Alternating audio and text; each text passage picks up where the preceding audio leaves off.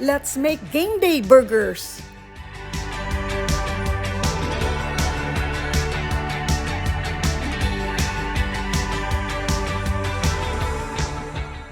When my garden gives an abundance of bell peppers, I would puree them and freeze them into cubes.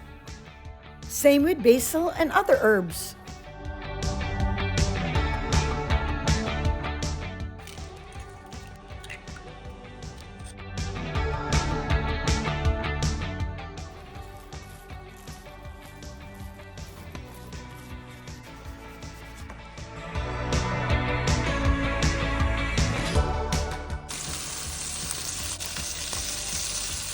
Melt grass-fed Irish cheddar cheese.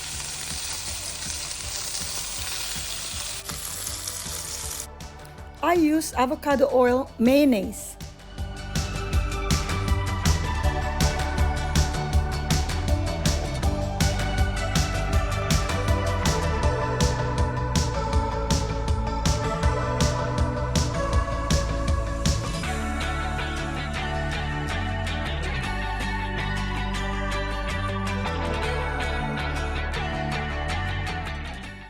And this healthier ketchup.